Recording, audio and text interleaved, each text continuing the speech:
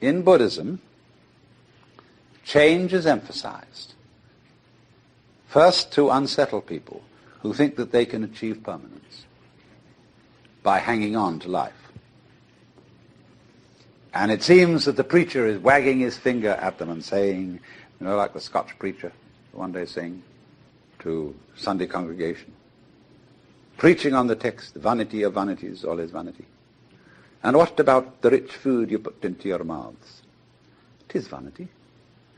And the fine raiment you put on your backs? 'Tis vanity.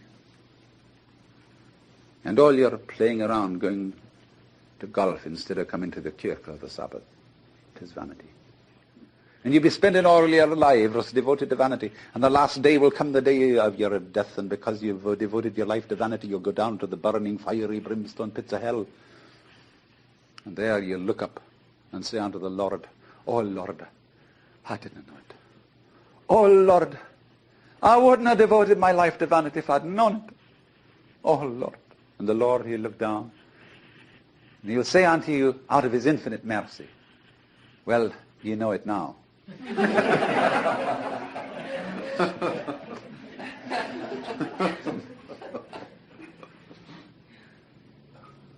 So all the preachers together, you see, say, don't cling to this thing. So then, as a result of that, and now I'm going to speak in strictly Buddhist terms, the follower of the way of Buddha seeks deliverance from attachment to the world of change. He seeks nirvana, the state beyond change, which the Buddha called the unborn, the unoriginated, the uncreated, and the unformed. But then you see, what he finds out is that in seeking a state beyond change, seeking nirvana as something away from samsara, which is the name for the wheel, he is still seeking something permanent. And so there are, as Buddhism went on, they thought about this a great deal. And this very point was the point of division between the two great schools of Buddhism, which in the south were Theravada, the doctrine of the Thera, the elders, sometimes known disrespectfully as the Hinayana. Yana means a vehicle, a conveyance, a diligence, or a ferry boat. This is a yana. And I live on a ferry boat because that's my job. Then there is the other school of Buddhism called the Mahayana.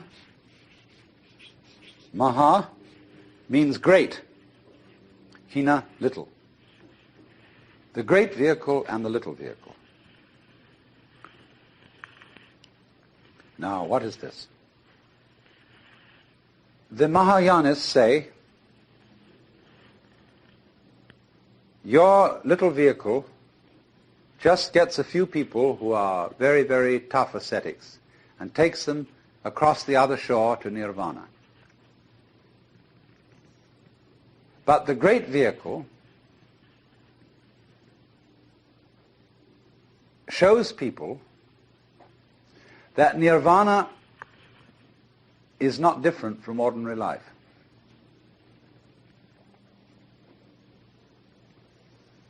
So that when you have reached nirvana,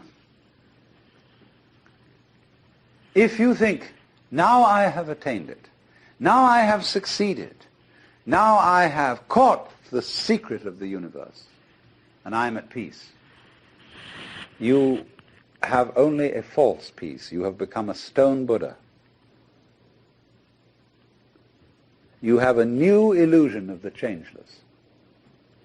So it is said that such a person is a pratyeka Buddha. That means private Buddha. I've got it all for myself. And in contrast with this kind of pratyeka Buddha, who gains nirvana and stays there, the Mahayanists use the word bodhisattva.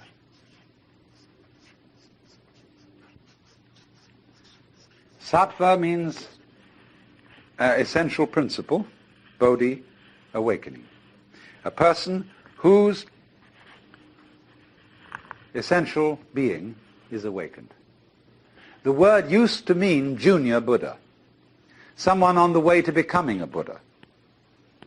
But in the course of time, it came to mean someone who had attained Buddhahood, who had reached nirvana, but who returns into everyday life to deliver all other beings. This is the popular idea of a bodhisattva, a savior. And so in the popular Buddhism of Tibet and China and Japan, people worship the bodhisattvas, the great bodhisattvas, as saviors. Say the hermaphroditic Kuan Yin. People love Kuan Yin because she could be a Buddha, but has come back into the world to save all beings. The Japanese call he, Kannon. And they have in Kyoto an image of Kannon with 1,000 arms, radiating like a great aureole all round this great golden figure. And these 1,000 arms are 1,000 different ways of rescuing beings from ignorance. Kannon is a funny thing. I remember one night when I suddenly realized that Kannon was incarnate in the whole city of Kyoto. That this whole city was Kannon. That the police department, the taxi drivers, the fire department, the mayor and corporation, the shopkeepers, insofar as this whole city was a collaborate effort to sustain human life, however bungling, however inefficient, however corrupt, it was still a manifestation of Kannon, with its 1,000 arms, all working independently, and yet one. So they revere those bodhisattvas as the saviors who've come back into the world to deliver all beings. But there is a more esoteric interpretation of this. The bodhisattva returns into the world. That means he has discovered that you don't have to go anywhere to find nirvana. Nirvana is where you are, provided you don't object to it. Change, and everything is changed, nothing can be held on to. To the degree that you go with a stream, you see, you are still. You're flowing with it. But to the degree you resist the stream, then you notice that the current is rushing past you and fighting with you. So swim with it. Go with it. And you're there. You're at rest. And this is, of course, particularly true when it comes to those moments when life really seems to be going to take us away. And the stream of change is going to swallow us completely. The moment of death. And we think, oh, this is it. This is the end. And so at death we withdraw. Say, no, not that. Not yet, please. But actually, the whole problem is that there really is no other problem for human beings than to go over that waterfall when it comes. Just as you go over any other waterfall. Just as you go on from day to day. Just as you go to sleep at night. Be absolutely willing to die. Now, I'm not preaching. I'm not saying you ought to be willing to die and that you should muscle up your courage and somehow put on a good front when the terrible thing comes. That's not the idea at all. The point is that you can only die well if you understand this system of waves. If you understand that your disappearance as the form in which you think you are you, your disappearance as this particular organism, is simply seasonal, that you are just as much the dark space beyond death as you are the light interval called life. These are just two sides of you, because you is the total wave. See, you can't have half a wave. Nobody ever saw waves which just had crests, no troughs. So you can't have half a human being who is born but doesn't die. Half a thing. That would be only half a thing. But the propagation of vibrations, and life is vibration, it simply goes on, but its cycles are long cycles and short cycles. Space, you see, is not just nothing. If I could magnify my hand to an enormous degree so that you could see all the molecules in it, I don't know how far apart they would be, but it seems to me they would be something like tennis balls in a very, very large space. And you would look, when I move my hand like this, and say, for God's sake, look at all those tennis balls. They're all going together. Crazy. And there are no strings tying them together. Isn't that queer? No, but there's space going with them. And space is a function of, or it's an inseparable aspect of, whatever solids are in the space. That is the clue, probably, to what we mean by gravity. We don't know yet. So in the same way, when those marvelous sandpipers come around here, the little ones, while they're in the air flying, they have one mind. They move all together. When they alight on the mud, they become individuals and they go pecking around for worms or something. But one click of the fingers and all those things are going zip into the air. They don't seem to have a leader because they don't follow when they turn. They all turn together and go off in another direction. Amazing. But they're like the molecules in my hand. So then you see, here's the principle. When you don't resist change, I mean over-resist. I don't mean being flabby. When you don't resist change, you see that the changing world, which disappears like smoke, is no different from the Nirvana world. Nirvana, as I said, means breathe out. Let go of the breath. So in the same way, don't resist change. It's all the same principle.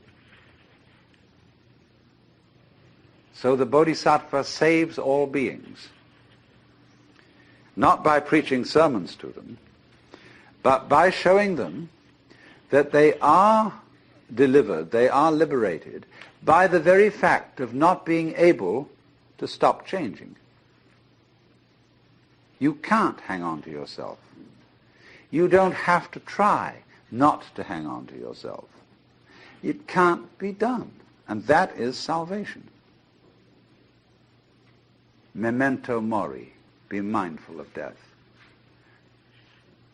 Gurdjieff says in one of his books that the most important thing for anyone to realize is that you and every person you see will soon be dead. See, it sounds so gloomy to us because we have devised a culture fundamentally resisting death. I love the story of a conversation at an English country house at a dinner party where the hostess started up the question of death and asked the various guests what they thought was going to happen to them when they die. And some thought about reincarnation, and others thought about various kinds of different planes of being, and others thought they were going to be annihilated. But none of the guests had answered except Sir Roderick, who was a kind of a military type, but a very devout pillar of the Church of England. He was the church warden, chief of the vestry in the local country parish. And the lady said, "Sir Roderick, you haven't said a word. What do you think is going to happen to you when you die?" "Oh," he said, "I am perfectly certain that I shall go to heaven and enjoy everlasting bliss, but I wish you wouldn't indulge in such a depressing conversation."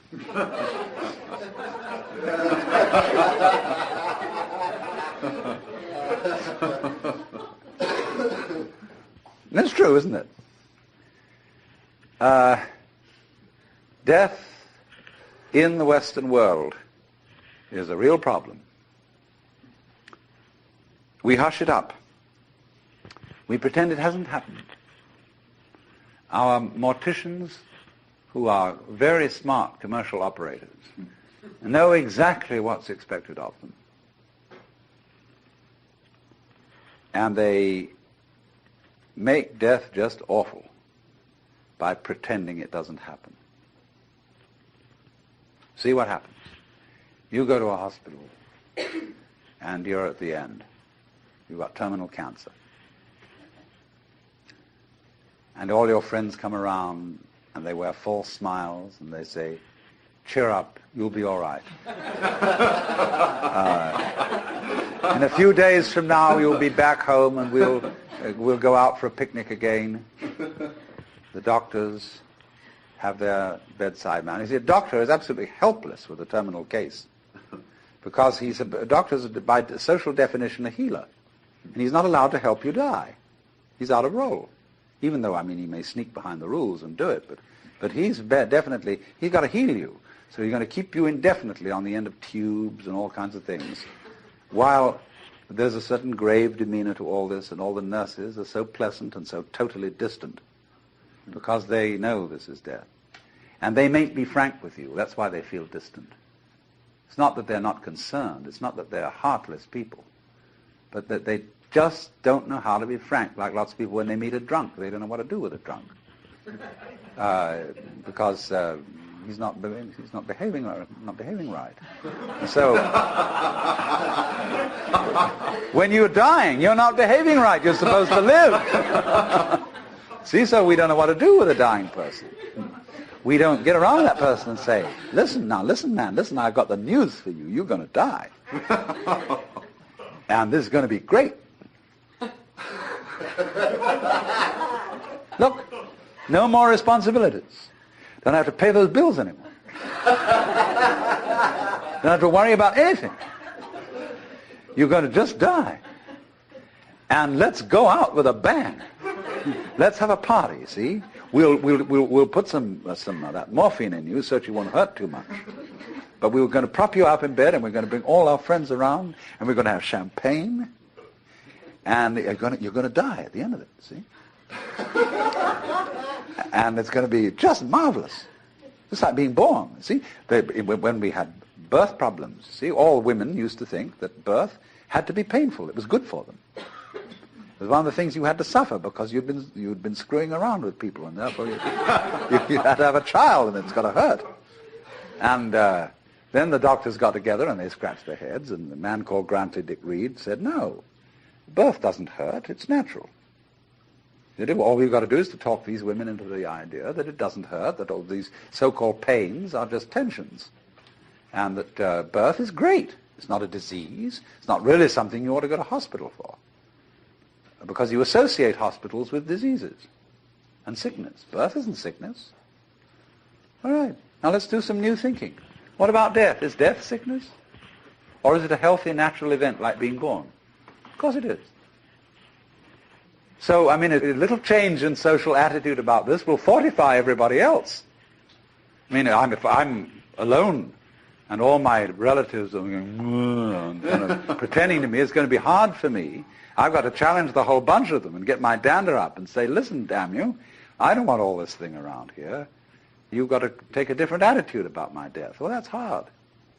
But if everybody helps me, and we do, we're all one body, if they all come around and say, congratulations, you're going to die. Liberation. Liberation now, you see. Because just before you die, I mean, look, I know very well a skillful priest handling a person dying can do this for them. But he has to talk very, very, very straight. And he has to say, listen, these doctors, don't you pay any attention to them. They're trying to amuse you and deceive you. You're going to die. This isn't terrible. But it's just going to be the end of you as a system of memories. And so you've got a great chance right now, before it happens, to let go of everything. Because you know it's going to go, and it is going to help you. It's going to help you let go of everything. So if you have any possessions left, give them away. Give everything away. And if you have anything to say that is you felt that you ought to say before you die, and that you're kind of hanging on to and it's bothering you, say it. I mean, I don't mean necessarily a last confession, but say it said that Adlai Stevenson, shortly before he died, said that he had been making a monkey of himself because he didn't agree with the government's policy about something or other. You know, he had to get that off his chest because he had a little thought in the back of his mind that things were catching up with him. You see? So the moment comes when this thing called death has to be taken completely, not as some ghastly accident, something that all your friends are going to stay away because you're awful.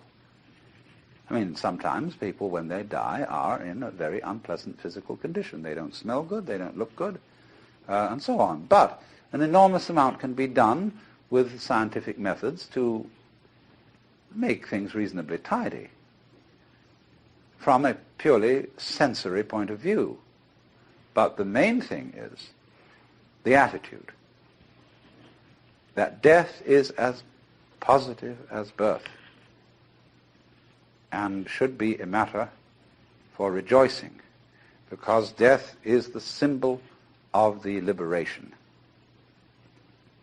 There is a wonderful saying that Ananda Kumaraswamy used to quote.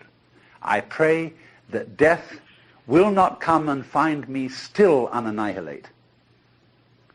In other words, that man dies happy if there is no one to die. In other words, if the ego has disappeared before death caught up with it. But you see, the knowledge of death helps the ego to disappear because it tells you you can't hang on. So what we need, if we're going to have a good religion around, that's one of the places where it can start. Having, I don't know, well, nowadays I suppose they'd call it the Institution for Creative Dying.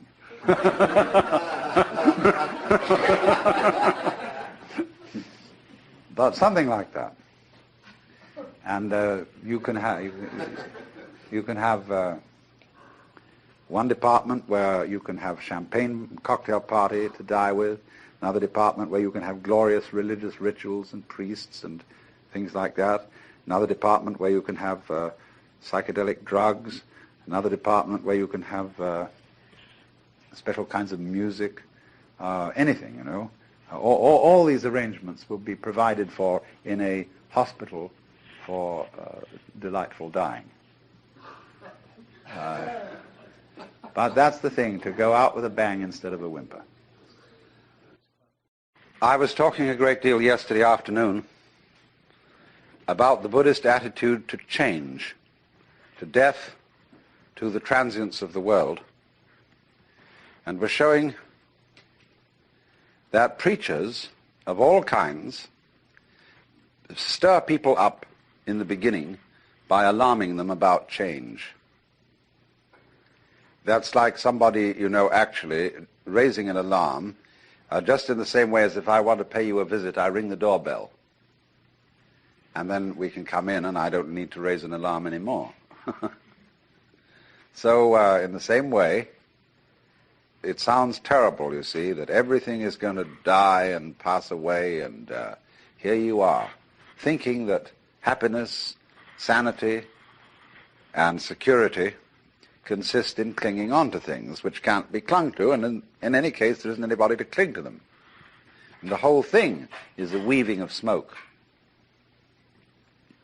So, that's the initial standpoint. But as soon as you really discover this, and you stop clinging to change, then everything is quite different. It becomes amazing. And not only do all your senses become more wide awake, not only do you feel almost that you're walking on air, but you see, finally, that there is no duality, no difference between the ordinary world and the Nirvana world. They're the same world, but what makes the difference is the point of view. And of course, if you keep identifying yourself with some sort of stable entity that sits and watches the world go by, you don't acknowledge your union, your inseparability from everything else that there is. You go by with all the rest of the things, but if you insist on trying to take a permanent stand, on trying to be a permanent witness of the flux, then it grates against you, and you feel very uncomfortable. But it is a fundamental feeling in most of us that we are such witnesses. We feel that behind the stream of our thoughts, of our feelings, and our experiences, there is something which is the thinker, the feeler, and the experiencer.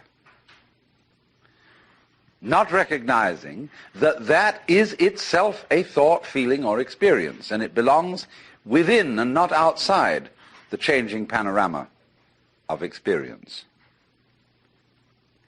It's what you call a cue signal.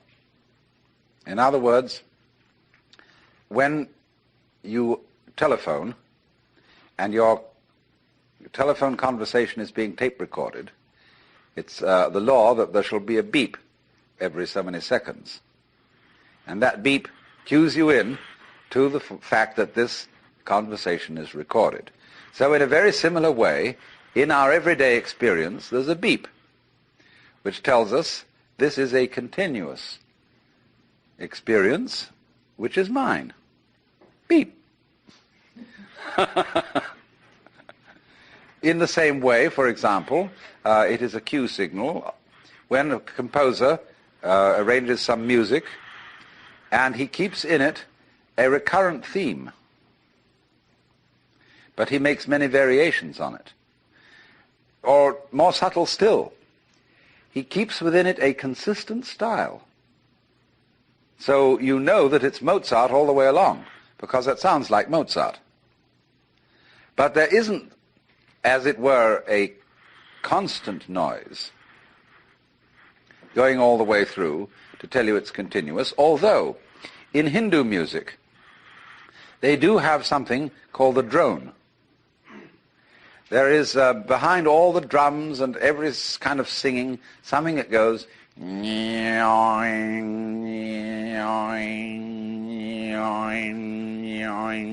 it always sounds the note which is the tonic of the scale being used. But in Hindu music, that drone represents the eternal self, the Brahman, behind all the changing forms of nature. But that's only a symbol. And to find out what is eternal You can't make an image of it. You can't hold on to it. And so it's psychologically more conducive to liberation to remember that the thinker or the feeler or the experiencer and the experiences are all together. They're all one. But if out of anxiety you try to stabilize, keep permanent the separate observer, you are in for conflict. Of course, the separate observer, the thinker of the thoughts, is an abstraction which we create out of memory. We think of the self, the ego, rather, as a repository of memories, a kind of safety deposit box or record or filing cabinet place where all our experiences are stored. Now, that's not a very good idea. It's more that memory is a dynamic system, not a storage system. It's a repetition of rhythms. And these rhythms are all part and parcel of the ongoing flow of present experience. In other words, first of all, how do you distinguish between something known now and a memory?